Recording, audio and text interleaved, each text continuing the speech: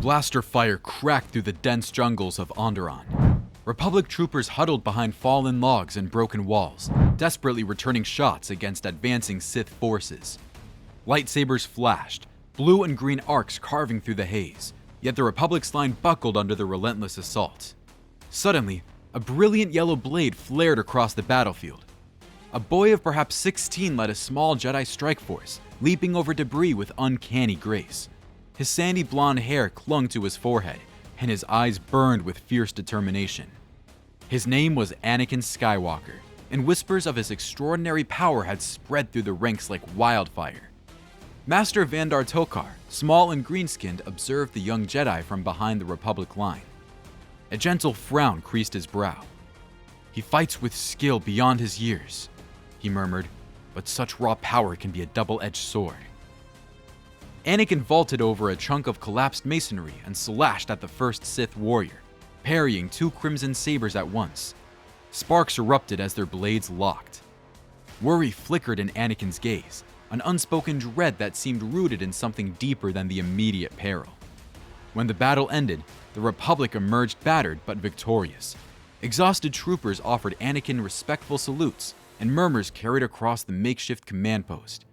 He had saved many lives that day, but Master Vandar's quiet scrutiny remained. Long before the rise of the Clone Wars, the Jedi Order filled grand temples across the galaxy. On Coruscant, Tython, and Dantooine, masters convened in vast chambers to debate the fate of the Republic.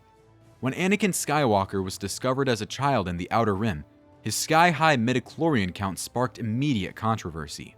The Council was torn. Training a boy so old with such staggering power could either save the Republic or usher in a new era of darkness. Master Vrook Lamar eyed Anakin critically in the Coruscant Temple Council chamber. "He is impetuous," Vrook said.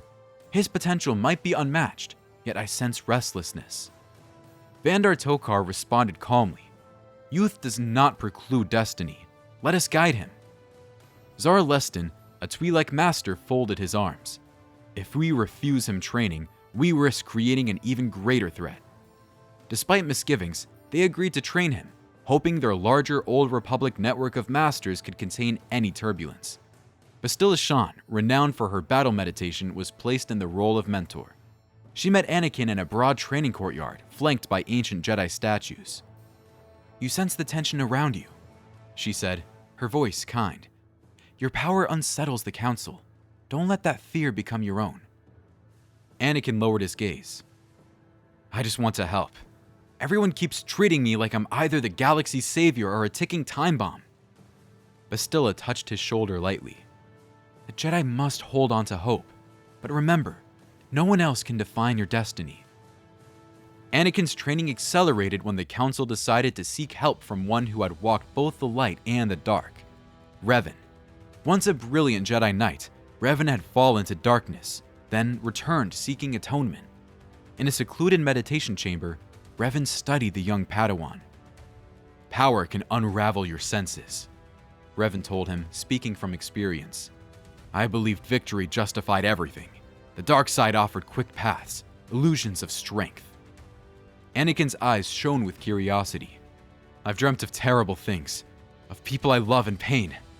I'm afraid of losing them." Revan's expression softened. "Fear of loss is natural. Denying it entirely can lead you astray. The key is to acknowledge your fear, not let it rule you."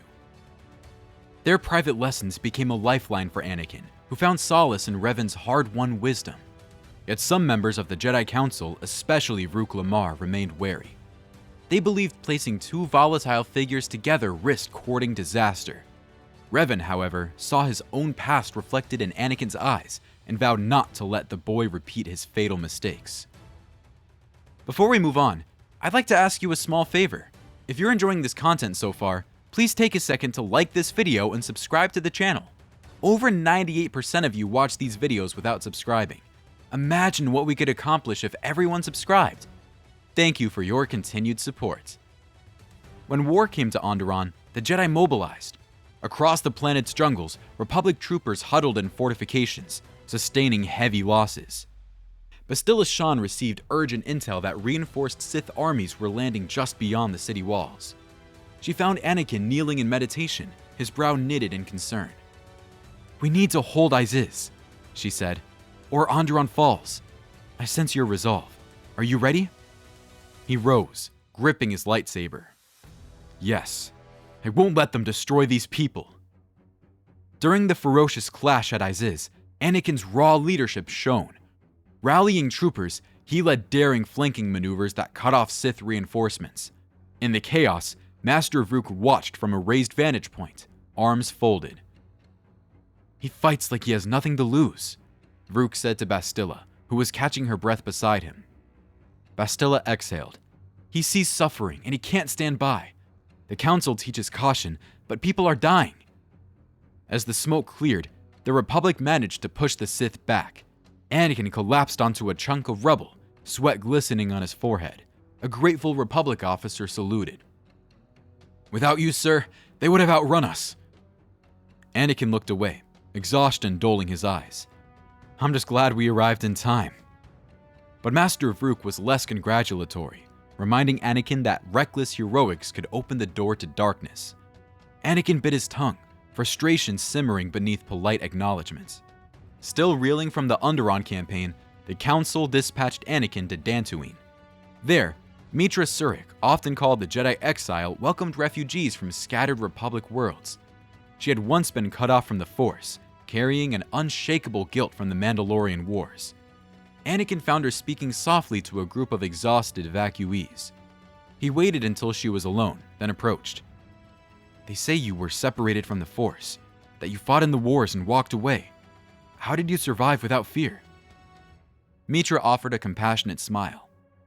"My connection was severed, but the Force never truly left me. Our bond to it can be tested in extreme ways.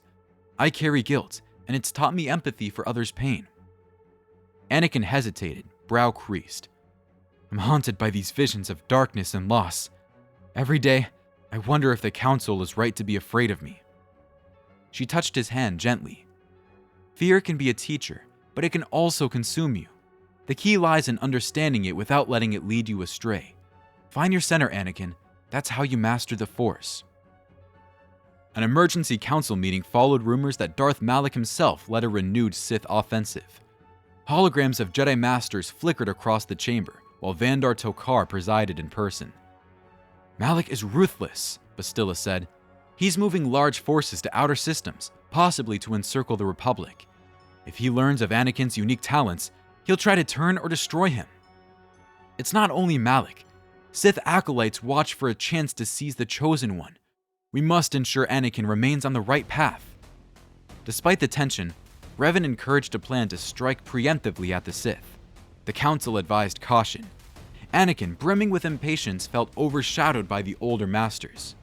Why wait, he wondered, when each passing moment cost more lives? During a strategy briefing on a cruiser above Onderon, he confronted Vrook, voice tight. "With all due respect, Master, every delay means more suffering." Vrook's expression was stern. "Recklessness is not strategy. The Jedi Order serves the galaxy best when we act with forethought." Anakin clenched his fist. "Tell that to the people begging for help." Bastila quickly intervened, guiding Anakin away before tempers could ignite. She quietly reminded him that the war's complexity demanded discipline. Shortly after, the Sith made their move, launching a surprise attack on Dantooine. Sirens wailed as Bastila and Anakin raced to defend the Enclave's perimeter. Blaster fire lit up the twilight sky. Sith acolytes poured through a battered wall, red sabers humming. Bastila shouted, "Surik, get the refugees to safety! Anakin, with me!" Anakin rushed into the fray, slicing through oncoming troopers. The Force pulsed inside him, alive, dangerous.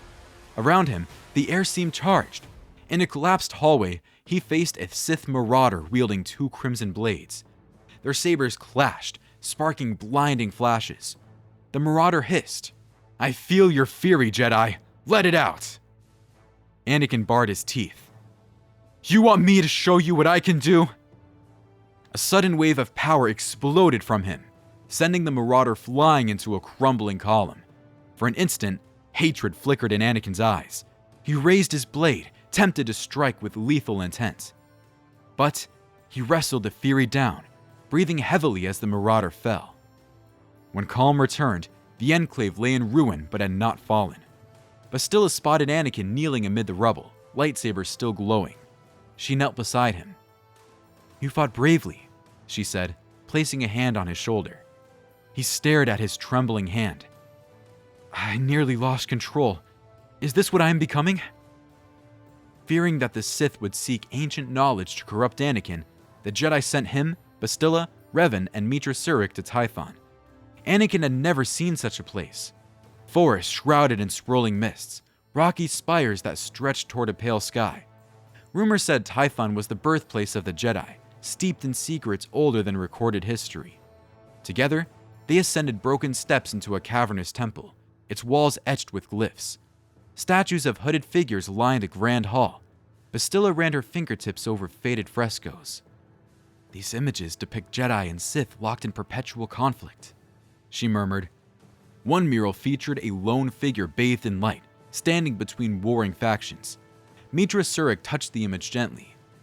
A sign of the Chosen One, perhaps, one who could end these cycles of destruction. Revan glanced at Anakin. "Or break them in the worst way if he falls." Anakin shifted uncomfortably. "I don't want to fail. I'm just not sure how to stop these nightmares of catastrophe." "Faith in your allies can help," Bastila said, her voice gentle. "You're not alone, Anakin." They delved deeper, uncovering hints in old scripts about a being prophesized to restore balance or unravel it. Yet before they could fully decipher these texts, Sith assassins ambushed them. Cloaked figures emerged from the shadows, sabers ignited in crimson brilliance. A masked leader shouted, "Those artifacts belong to the Sith! Step away!" Revan, Bastila, and Meetra ignited their blades in tandem, joined by Anakin's bright yellow. The ensuing battle shook the temple, echoes of lightsabers crackling against ancient stone. Bastila's skillful strikes and Revan's mastery of the Force overwhelmed the assassins. Meetra secured the scrolls while Anakin fended off two attackers with a flurry of dazzling moves. When the dust settled, the Sith fled. Revan breathed heavily, watching them retreat into the gloom. "They'll return with reinforcements." Bastila knelt to inspect an injured soldier. "They've done enough for now. The texts are safe. Let's hope they shed light on what the prophecy truly means." Anakin rubbed a bruise on his arm. "I felt so much power in that fight. Part of me wanted to unleash everything." Meetra stepped closer, her expression kind. "Restraint is a lesson each of us must learn. You are not alone in that struggle." Returning to the Jedi Temple on Coruscant, they convened once more. The council ringed the center dais, with Vander, Rook, Jar, Bastila, and Surik present. Revan stood off to the side, reflecting on the partial revelations from Tython. Vandar Tokar intoned, "The Sith will not stop. If Malak or his agents corrupt Anakin, we risk losing more than a single Jedi. We risk the prophecy itself." Many interpretations claim the Chosen One brings balance by eradicating the Sith. Others say it unites light and dark. We cannot be certain. We only know Anakin's importance cannot be underestimated. We must provide him every safeguard. Anakin, solemn-faced, listened as they debated his future. Some believed he needed more guidance. Others argued for letting him fight on the front lines. The war with the Sith Empire escalated daily, and the Council could not let one boy define the galaxy's fate. Or could they? On Tython's balcony, at dawn's first light, Anakin stood alone. He stared across mist-laden valleys, replaying the battles and doubts in his mind. Bastila approached quietly, offering him a ration pack. "You should eat," she said, smiling gently. "Being the galaxy's hope takes a lot out of you." He managed a faint laugh. "I'm not sure if I'm the galaxy's hope or Master Vuk's biggest headache. Either way, it's best not to mention that to his face." They stood in comfortable silence, absorbing the tranquil scenery. Within these ancient ruins, Anakin felt the Force in every breeze and every shifting cloud. Yet the future remained uncertain. Would he remain steadfast, guided by Revan's hard-earned wisdom and Bastila's steady compassion? Could he follow Surik's path of empathy and resilience? Or would his fears drive him into the darkness the Council so dreaded? He breathed deeply, closing his eyes. The Council swirled around him, brimming with promise and peril. No one knew how his journey would end. In an age of warring Sith, unstoppable Mandalorian warriors, and countless Jedi Knights, Anakin Skywalker stood at a crossroads millennia before the fall of the Republic. His destiny, whether redemption or ruination, would shape the very essence of the Force itself.